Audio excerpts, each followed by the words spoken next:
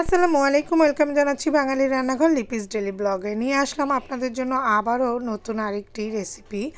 আর একটু ভিন্ন রকমভাবে আজকের চিকেন রোস্টটাই আমি তৈরি করব। আর শুরুতে আপনাদের কাছে ক্ষমা চেয়ে নিচ্ছি, কেননা চিকেনটা আমি কিভাবে ম্যারিনেট করেছি এই ভিডিওটা যে কিভাবে ডিলিট হয়ে গেল আমি নিজেও বুঝিনি। তো যাই হোক, আমি বলে দিচ্ছি, আমি চিকেনটাকে একটু ফুড কালার জর্দা কালারটা দিয়ে আর সাথে একটু পরিমাণ মতো লবণ দিয়ে মেখে রেখেছিলাম 5 মিনিটের মতো। তারপরে পরিমাণ মতো তেল দিয়ে এখন আমি ফ্রাই করে নিচ্ছি। অবশ্য চিকেন রোস্টগুলো একটু বড় বড় করেই নিয়েছি। তো যাই হোক, আজকের এই রেসিপিটা একটু অন্যরকম কেন সেটাও আমি আপনাদেরকে এক এক করে বলবো।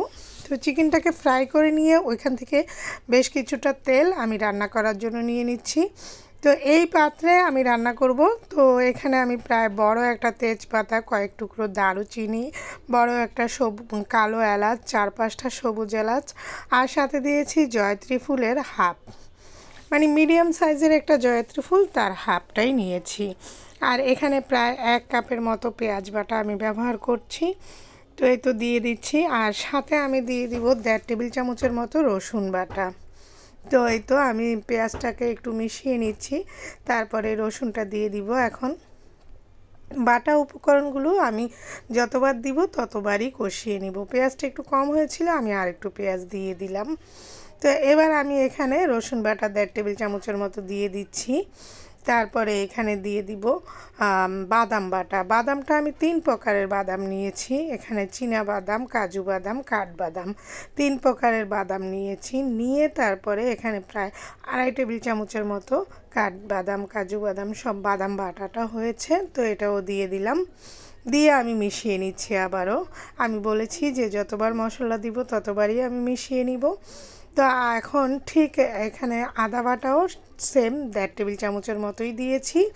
তো এবার আবারও সেটাকেও মিশিয়ে নিচ্ছি, আপনারা অবশ্যই দেখতে পাচ্ছেন। এবার আমি এখানে দিয়ে দিলাম 1 চামচের মতো সাদা গোলমরিচ বাটা, আর সেই সাথে দিব 1.5 টেবিল চামচের মতো পোস্ত বাটা। পোস্ত বাটাটাও দিয়ে দিচ্ছি। আর এখানে ব্যবহার করব 1.5 টেবিল চামচের মতো নারিকেল বাটা। তো এবার আমি বলছি যে এটা কেন একটু ভিন্ন স্বাদের, ভিন্ন রকম, কেননা অনেকে দেখা যায় অল্প মশলা, বেশি অতিরিক্ত মশলাটা পছন্দ করে না। আবার অনেকে দেখা যায় মানে রোস্টে প্রচুর ধরনের বিভিন্ন রকমের মশলা ব্যবহার করতে হয়, একটু বেশি করে দিতে হয়। সেই কারণে হয়তো অনেকে খরচের কারণে হয়তো অনেকে তৈরি করতে পারে না খেতে চাইলেও। যাই হোক, কথা বলতে বলতে এখানে কিন্তু আমি 2 টেবিল চামচের মতো কাঁচামরিচ বাটাও দিয়ে দিয়েছি, সেটা অবশ্যই দেখেছেন। তো এই কারণে সব কিছু মাথায় রেখে একেবারে একটা সবাই তৈরি করতে পারে এই চিন্তা ভাবনা করে এইভাবেই আমি আজকে এই রোস্টটা রান্না করব। আরও কিছু আছে, সেটাও দেখবেন, আমার রেসিপির সাথে থাকুন। আরেকটা কথা, এখানে এখন আমি দিয়ে দিচ্ছি জায়ফল গুঁড়ো। আমার কাছে জায়ফল গুঁড়ো ছিল বিধায় আমি গুঁড়োটাই দিয়েছি 1/2 চামচের মতো। আপনাদের কাছে গুঁড়ো না থাকলে আপনারা গুঁড়োটা বেটে দিতে পারেন। তো কী করলাম, এখন এগুলোর সাথে আমি আবার দিয়ে দিলাম 1/2 কাপের মতো টক দই। টক দইটাকে একটু আমি ফেটিয়ে নিয়েছি।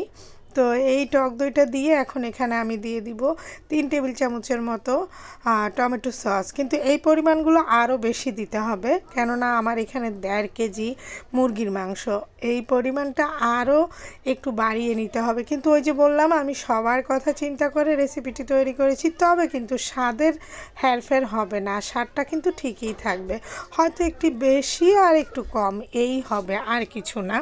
আর এখন এখানে দিলাম 1 টেবিল চামচ ধনে গুঁড়ো, 1 টেবিল চামচ জিরে গুঁড়ো।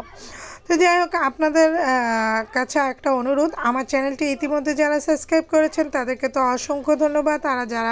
যারা এখনও সাবস্ক্রাইব করেননি তাদের কাছে অনুরোধ করব আমার চ্যানেলটি প্লিজ সাবস্ক্রাইব করে পাশে থাকা বেল আইকনটি ক্লিক করে দিবেন। আমি খুব মধ্যবিত্ত একজন ফ্যামিলির গৃহিণী, আমি অনেক স্বপ্ন এবং আশা নিয়ে এই চ্যানেলটি ওপেন করেছি নিজের পায়ে নিজে দাঁড়াবো বলে।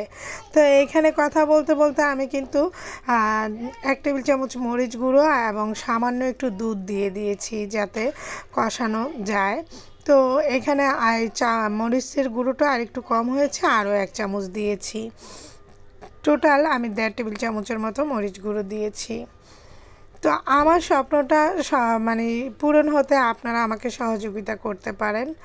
তো আর যারা ইউটিউবার আছেন তাদেরকে বলছি যে আপনাদের কাছ থেকেই কিন্তু অনুপ্রেরণা পেয়ে এই চ্যানেলটি ওপেন করেছি। অবশ্যই আপনাদের সহযোগিতা একান্তই কাম্য করছি, একান্তই কাম্য আমার। আপনারা চ্যানেলটি সাবস্ক্রাইব করে পাশে থাকা বেল আইকনটি ক্লিক করে দিবেন। অবশ্যই কমেন্টে ইনশাআল্লাহ লিখে দিবেন। আর পুরো ভিডিওটি নাও দেখতে পারলে অন্তত 3 মিনিট ভিডিওটি দেখবেন, যাতে চ্যানেল থেকে আমাকে একটা ভিউ দেয়।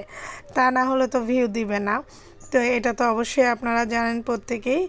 তো যাই হোক, আমার কথা বলতে বলতে কিন্তু এখানে আমি হাফ কেজি গরুর দুধ এবং হাফ কেজি গরম পানি দুটোই একই মাপে নিয়েছি। নিয়ে এটাকে আমি খুব ভালোভাবে ফুটিয়ে নিয়েছি। প্রায় 3-4 বার যখন বলক এসেছে তখন আমি আবার চিকেনগুলো দিয়ে দিব, কেননা আমার চিকেনটা রান্না করতে হবে। তাই আমি সমপরিমাণে পানি এবং দুধ দিয়েছি, কারণ আমরা সবাই জানি চিকেন রোস্ট কিন্তু সম্পূর্ণ দুধ দিয়ে রান্না করা হয়। ওই যে বললাম, সবার কথা চিন্তা করে আমি এই রেসিপিটা এভাবেই তৈরি করছি। তো এখানে 3-4টা দিয়ে দিলাম আলু বোখারা, আর সাথে দিয়ে দিলাম কয়েকটা কাঁচামরিচ। কাঁচামরিচগুলো কিন্তু আমি মাঝখানে কাটিনি, এগুলো গোটাই দিয়েছি, জাস্ট একটু হাত দিয়ে ভেঙে দিয়েছি। এবার এটাকে আমি রান্না করে নিব যতক্ষণ পর্যন্ত মাংস এবং মানে পানিটা সম্পূর্ণ গায়ে মেশে না আসে। তো এবার আমি এখানে প্রায় 2-3 টেবিল চামচের মতো গরু দুধ দিয়ে দিলাম, এবং সেই সাথে দিব 1 চামচ চিনি। একেবারে ভরে ভরে 1 চামচ চিনি দিয়ে দিব, যাতে আমার স্বাদটা কোনো রকমেই কম না হয়, কিন্তু আমার স্বাদটা ঠিক থাকবে। এই চিকেন রোস্টটা কিন্তু খেতে অসাধারণ হয়েছে, বিশ্বাস করেন, আমি নিজের রেসিপি বলে বলছি না। সাথে কিছু কিশমিশও দিয়ে দিলাম, এবং উপর থেকে এখন পেঁয়াজ বেরেস্তা দিয়ে দিব। সেই সাথে দিয়ে দিব গোলাপ জল এবং গাওয়া ঘি, যেটা আমি ঘরে নিজেই তৈরি করি, গাওয়া ঘিটা। তো এই তো, এরই সাথে আমার রেসিপিটি কিন্তু অলমোস্ট ডান। এবার 1 মিনিট রেখে তারপর আমি নামিয়ে নিব। আশা করি আমার রেসিপিটি আপনাদের ভালো লেগেছে, আর ভালো লাগলে অবশ্যই লাইক কমেন্ট শেয়ার করে আমার পাশে থাকবেন। ভালো লাগলে ফ্রেন্ডস ও ফ্যামিলির সাথে শেয়ার করবেন।